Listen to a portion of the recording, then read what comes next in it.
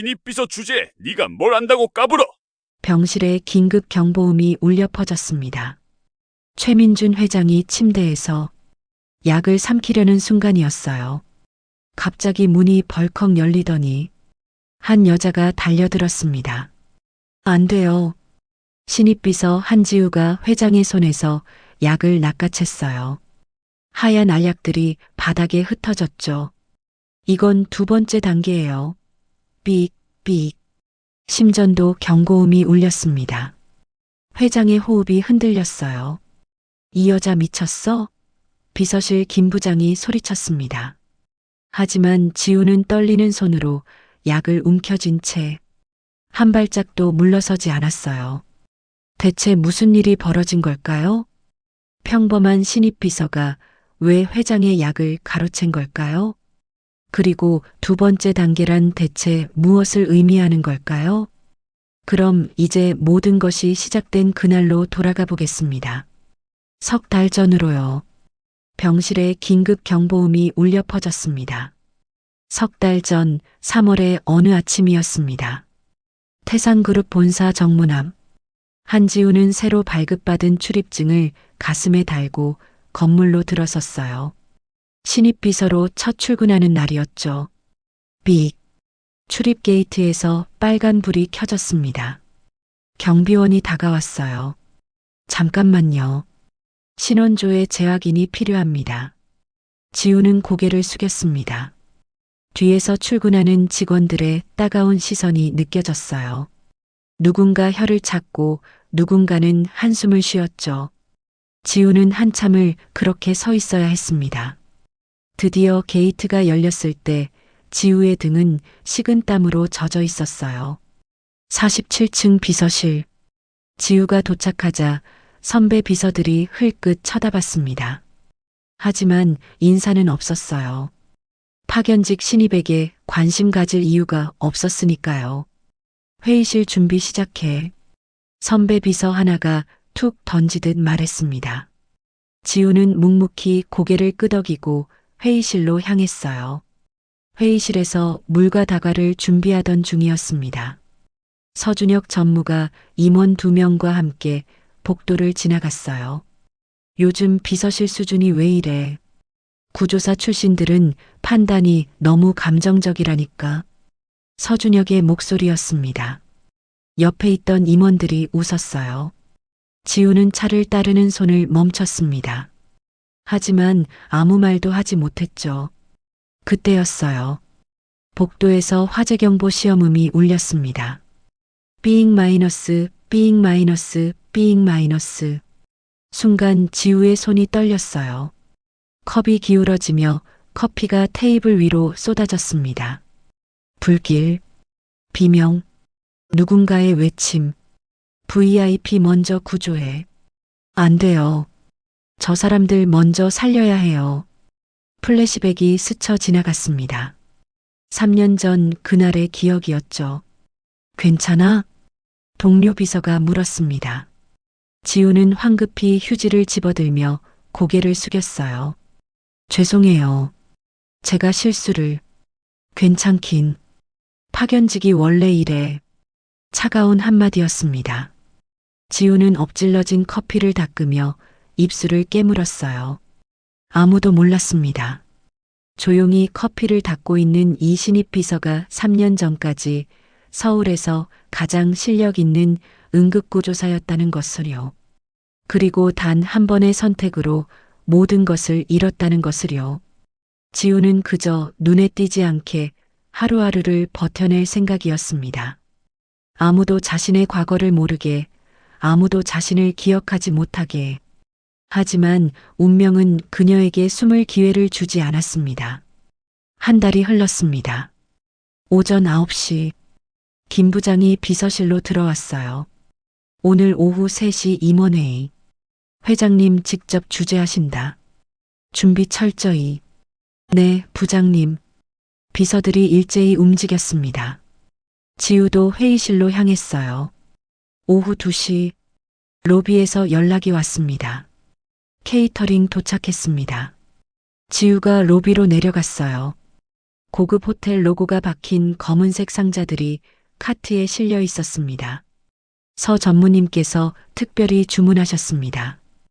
회장님 연세를 고려해서 소화 잘 되는 디저트로요. 지우는 상자들을 받아 회의실로 돌아왔어요. 상자를 열었습니다. 티라미수, 과일 타르트, 초콜릿 무스, 하나씩 접시에 옮겨 담았죠. 빈 상자를 접으려다 손을 멈췄습니다. 상자 옆면에 작은 라벨. 성분표였어요. 지우는 무심코 들여다봤습니다. 응급구조사 시절 습관이었죠. 알레르기 정보는 항상 확인하는 버릇. 밀가루, 설탕, 버터, 계란, 아몬드 추출물, 헤이즐넛 오일 함유. 지우의 얼굴이 굳었어요. 한 달 전 우연히 봤던 서류가 떠올랐습니다. 김 부장 책상 위에 놓였던 것. 최민준 회장 의료정보 마이너스 취급주의. 빨간 글씨로 적혀 있었죠. 견과류 알레르기 마이너스 아나필락시스 위험. 지우는 다시 라벨을 확인했습니다. 분명했어요. 다른 상자들도 열어봤습니다. 전부 똑같았어요. 모든 디저트에 헤이즐넛 오일. 심장이 빠르게 뛰기 시작했습니다. 서준혁 전무가 주문했다고 했죠? 회장님 연세를 고려해서 견과류 알레르기가 있는 회장에게 견과류가 든 디저트를 실수일까요? 아니면 그때 회의실 문이 열렸습니다. 준비 다 됐어? 선배 비서가 들어왔어요. 지우는 황급히 상자를 치웠습니다. 네, 거의요. 뭐해? 벌써 2시 반이야. 빨리빨리. 지우의 머릿속은 복잡했습니다. 파견직 신입이 이런 걸 문제 삼으면 오히려 이상한 사람 취급받을 거예요. 게다가 서준혁 전무가 직접 주문한 건데. 하지만 만약 회장이 저걸 먹으면 아나필락시스 쇼크, 목이 부어오르고 호흡곤란. 지우의 입술이 바짝 말랐습니다. 2시 45분. 임원들이 하나둘 들어오기 시작했어요. 서준혁 전무도 들어왔습니다. 디저트 트레이를 보며 미소 지었죠. 오늘 회의 중요한데 회장님 기분 좋으시게 해드려야지. 차갑고 계산적인 미소였습니다. 2시 55분. 김 부장이 들어왔어요. 회장님 오신다. 모두 준비. 지우는 회의실 구석에 서 있었습니다. 가슴이 두근거렸어요. 그때 회의실 문이 열렸습니다. 최민준 회장이 들어왔어요. 지우는 숨을 죽였습니다. 회의가 시작되려 하고 있었습니다. 회의가 시작되었습니다. 회장님, 오늘 안건은 해외사업부 구조조정입니다. 서준혁 전무가 보고를 시작했어요. 회의 30분째. 서준혁이 손짓했습니다. 잠깐 휴식 시간 가지시죠. 디저트 준비했습니다. 선배 비서가 디저트 트레이를 들고 들어왔어요. 지우는 회의실 구석에서 두 손을 꽉 쥐었습니다. 오, 이게 뭔가? 최민준 회장이 미소 지었어요. 회장님 위해 특별히 준비했습니다. 서준혁이 공손하게 말했습니다. 회장 앞에 초콜릿 무스가 놓였죠. 회장이 포크를 들었습니다. 한 입 베어 물었어요. 맛이 좋군. 10초, 20초, 30초. 회장의 얼굴이 붉어지기 시작했어요. 회장님? 옆 임원이 물었습니다. 회장이 넥타이를 잡아당겼어요. 숨이 거칠어졌습니다. 컵? 회장님. 회장의 목이 부어오르기 시작했습니다. 얼굴은 빨갛게, 입술은 파랗게. 구급차, 빨리. 김 부장이 소리쳤습니다. 회의실이 아수라장이 됐어요. 회장이 바닥에 쓰러졌습니다. 그 순간 지우가 움직였어요. 비키세요. 임원들을 밀치고 회장에게 달려갔습니다. 무릎을 꿇고 목을 확인했어요. 기도 폐쇄. 3분 안에 뇌사. 지우의 손이 회장의 넥타이를 풀었습니다. 셔츠 단추를 뜯었어요. 너 뭐 하는 거야? 김 부장이 소리쳤습니다. 지우는 대답하지 않았어요. 회장 책상이 금색 만년필을 낚아챘습니다. 빠른 손놀림으로 만년필을 분해했어요. 뚜껑, 잉크를 빼내고 속이 빈 몸통만 남겼죠. 미쳤어? 당장 손 떼. 김 부장이 지우의 팔을 잡으려 했습니다. 지우가 그를 똑바로 쳐다봤어요. 손 떼면 회장님 죽습니다. 차갑고 단호한 목소리였어요. 김 부장은 얼어붙었습니다. 지우는 회장의 목을 손끝으로 더듬었습니다. 윤상갑상막. 정확한 위치. 만년필 끝을 목에 갖다 댔습니다. 안 돼. 누군가 비명을 질렀습니다. 지우는 망설이지 않았어요. 쓱. 만년필이 피부를 뚫고 들어갔습니다. 정확히 1cm. 비잉 마이너스. 공기가 빠져나가는 소리. 회장의 가슴이 크게 부풀어 올랐습니다. 그리고 내려갔죠. 호흡이 돌아왔습니다. 파랗던 입술에 조금씩 혈색이 돌아왔어요. 회의실은 정적에 휩싸였습니다. 파견직 신입 비서가 회장의 목에 만년필을 꽂은 채 무릎 꿇고 있는 광경. 믿을 수 없었습니다. 지우는 떨리는 손으로 회장의 맥박을 확인했어요. 구급차는 언제 오나요? 침착한 목소리였습니다. 저 여자가 대체 임원 하나가 중얼거렸습니다. 멀리서 사이렌 소리가 들려왔습니다. 구급차가 도착했습니다. 환자 상태 어떻습니까? 선임 구급대원이 달려왔어요. 아나필락시스 쇼크. 기도 절개했습니다. 지우가 침착하게 보고했습니다. 구급대원이 회장의 목을 확인하더니 눈이 커졌어요. 윤상갑상막 정확하게 했네요. 누가 처치했습니까? 제가요. 구급대원이 지우를 위아래로 훑어봤습니다. 일반인 솜씨가 아닌데요? 지우는 대답하지 않았어요. 일단 병원부터 가시죠. 동승해 주셔야겠습니다. 구급차 안. 회장은 산소 마스크를 쓴 채 누워 있었어요. 김 부장도 함께 탔습니다. 그는 지우를 복잡한 눈빛으로 바라봤어요. 너 정체가 뭐야? 지우는 창밖만 바라봤습니다. 20분 후 병원 응급실에 도착했어요. 환자 들어갑니다. 의료진이 우르르 달려나왔습니다. 들것이 급하게 안으로 들어갔죠. 보호자 대기실로 가세요. 간호사가 지우와 김 부장을 안내했습니다. 1시간이 흘렀습니다. 응급처치실 불이 꺼졌어요. 의사가 나왔습니다. 위기는 넘겼습니다. 곧 깨어나실 겁니다. 김 부장이 안도의 한숨을 내쉬었어요. 그런데 말입니다. 의사가 지우를 바라봤습니다. 현장 응급처치가 정말 완벽했습니다. 1분만 늦었어도 위험했을 거예요. 의료인이십니까? 아닙니다. 지우가 짧게 대답했어요. 의사는 의아한 표정으로 고개를 갸우뚱하더니 돌아갔습니다. 김 부장이 지우에게 다가왔어요. 솔직하게 말해. 넌 대체 뭐야? 그때 응급처치실 문이 열렸습니다. 회장님 의식 돌아오셨습니다. 김 부장과 지우가 급히 안으로 들어갔어요. 회장은 침대에 누운 채 천천히 눈을 떴습니다. 시선이 지우에게 멈췄어요. 당신이. 회장의 목소리는 거칠었습니다. 내 목숨을 구했군. 회장님, 무리하지 마십시오.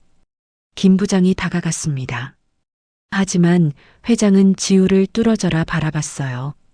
3년 전, 이틀 후, 지우는 회장 병실로 호출되었습니다. 들어오게. 지우는 떨리는 손으로 문을 열었습니다. 병실에는 회장과 김 부장만 있었어요. 앉게. 회장이 지우를 바라봤습니다. 자네 이름이 한지우라고 했나? 네, 회장님. 김 부장, 조사 결과 말해봐. 김 부장이 서류를 펼쳤습니다. 한지우. 29세. 3년 전까지 서울소방재난본부 특수구조대. 1급 응급구조사였습니다. 지우는 고개를 숙였어요. 그런데 3년 전 성수동 화재 사건에서 직무유기로 자격 박탈당했습니다. 회장의 눈이 가늘어졌습니다. 그 화재에서 죽은 VIP가 내 아들 최시연이었지. 지우는 입술을 깨물었어요. 그날 무슨 일이 있었나? 회장이 물었습니다. 지우는 눈을 감았어요. 화재 현장이었습니다. 상부에서 VIP 먼저 구조하라고 했어요. 하지만 저는 일반인 3명을 먼저 구했습니다. 왜? VIP는 이미 의식이 없었습니다. 연기 흡입이 심했어요. 일반인들은 살릴 수 있었고요. 그래서 내 아들을 버렸다는 거야? 회장의 목소리가 날카로워졌습니다. 아닙니다. 지우가 고개를 들었어요. 일반인들을 먼저 구한 후 다시 들어갔습니다. 하지만 늦었어요. 건물이 무너졌고 지우의 목소리가 떨렸습니다. 제가 판단을 잘못했습니다. 죄송합니다. 회장은 한참 말이 없었어요. 직무유기라고 했나? 예. 상부 지시 불복종으로 자격 박탈 결정했습니다. 회장이 턱을 쓰다듬었습니다. 자네가 내 목을 찌를 때 봤네. 그 손은 수백 번 해본 손이었어. 살인자의 손이 아니었네. 회장의 눈빛이 변했습니다. 자네 억울하게 당한 거 아닌가? 지우의 눈에서 눈물이 떨어졌어요. 김 부장. 예, 회장님. 3년 전 그 화재 사건 다시 조사해봐. 뭔가 석연치 않아. 하지만 회장님, 이미 끝난 사건인데요. 내가 끝나지 않았다고 하면 안 끝난 거야. 회장의 목소리는 단호했습니다. 내 생명의 은인이 억울한 누명 쓴 채 살게 할 순 없네. 지우는 믿을 수 없다는 표정으로 회장을 바라봤어요. 회장님, 그때 병실 문이 벌컥 열렸습니다. 서준혁이 들어왔어요. 회장님, 무슨 대화를 그리 진지하게 하십니까? 그의 눈빛은 차갑게 빛났습니다. 서준혁이 나간 후 지우는 뭔가 이상함을 느꼈어요. 회장님, 증상이 좀 이상했습니다. 일반적인 알레르기 쇼크와 달랐어요. 무슨 뜻인가? 회장이 지우를 바라봤습니다. 아나필락시스는 보통 10분 이내 증상이 나타납니다. 하지만 회장님은 30분 후였어요. 지연성 반응입니다. 마치 독극물 중독 같았습니다. 회장의 얼굴이 굳었어요. 김 부장, 혈액 검사 다시 해. 독성 물질 검사까지. 김 부장이 황급히 의료진을 불렀습니다. 이틀 후 검사 결과가 나왔어요. 회장님, 검사 결과입니다. 의사가 심각한 표정으로 들어왔습니다. 혈액에서 희귀 독극물이 검출되었습니다. 리신 성분이 미량 발견됐어요. 리신? 피마자 열매에서 추출한 맹독입니다. 이 독은 2단계로 작용합니다. 첫 투여 후 회복되지만 48시간 이내에 재발하고 두 번째는 치명적이죠. 회장의 얼굴이 창백해졌어요. 예. 해독제를 투여해야 합니다. 누가 이런 짓을 한 겁니까? 디저트를 주문한 사람을 찾아봐. 회장이 차갑게 말했습니다. 서준혁 전무였습니다. 회장은 눈을 감았어요. 지우가 조용히 말했습니다. 3년 전 화재도 조사해 보셔야 할 것 같습니다. 무슨 뜻인가? 회장이 날카롭게 물었어요. 서준혁 전무가 제 정체를 너무 자세히 알고 있었어요. 모든 걸 처음부터 알고 있었던 것처럼요. 회장의 눈빛이 차갑게 식었습니다. 김 부장, 당장 3년 전 화재 기록 전부 가져와. 그리고 서준혁 동선 파악해. 예, 회장님. 회장이 창밖을 바라봤어요. 내 아들의 죽음에도 뭔가 숨겨진 게 있을지 모르겠군. 지우는 가슴이 철렁 내려앉았습니다.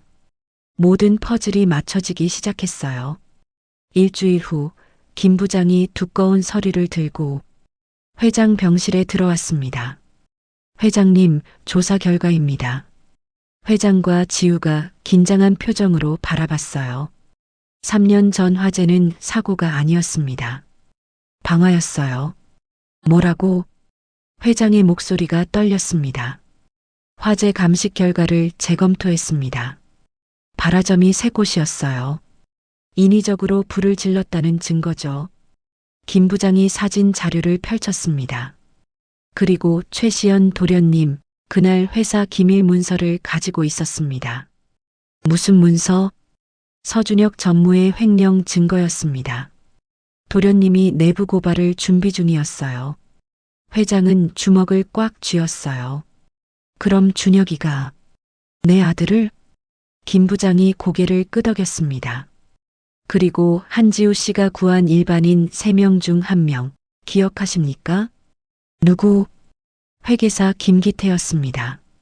도련님의 내부 고발을 도우려던 사람이었어요. 지우의 눈이 커졌습니다. 그래서 서준혁 전무가 저를 제거하려 했던 거군요. 제가 진실을 알까봐. 맞습니다. 그리고 이것도 있습니다. 김 부장이 녹음 파일을 재생했어요. 당시 소방팀장 박영재의 증언입니다.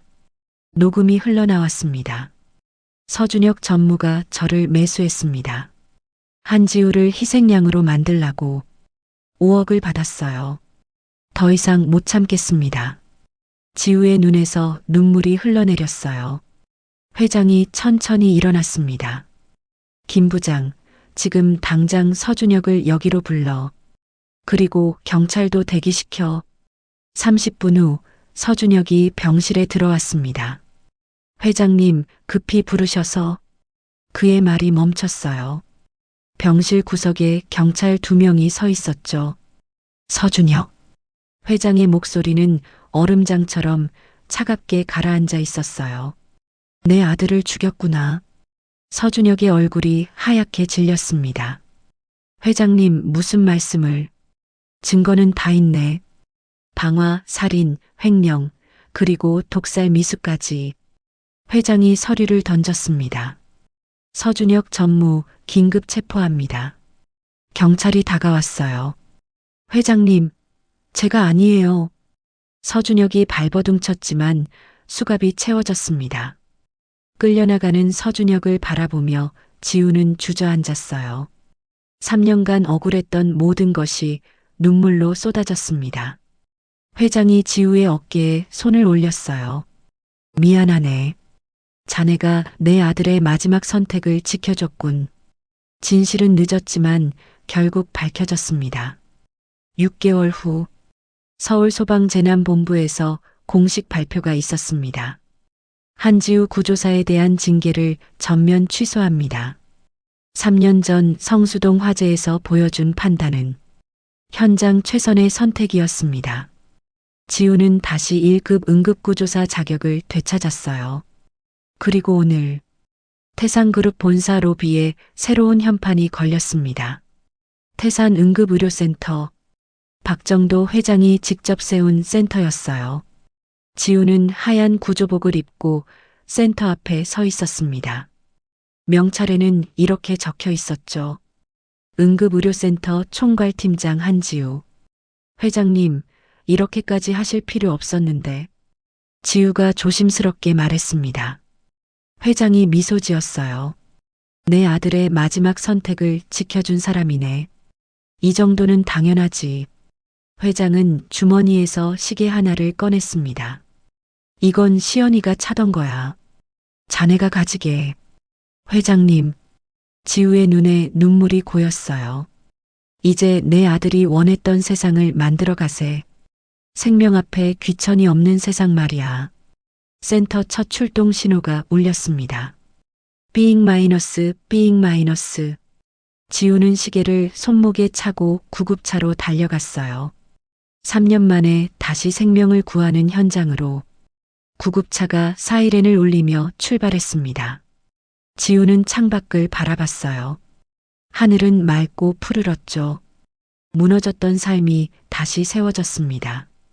그리고 이번엔 누구도 무너뜨릴 수 없는 단단한 기초 위에 평범해 보이는 사람들에게도 저마다의 이야기가 있습니다. 때로는 억울한 누명으로, 때로는 운명의 장난으로 무너지기도 하죠. 하지만 진실은 언젠가 밝혀지고 정의는 결국 승리합니다. 그리고 무엇보다 중요한 건 생명 앞에서 내린 양심의 선택은 결코 틀리지 않았다는 것입니다.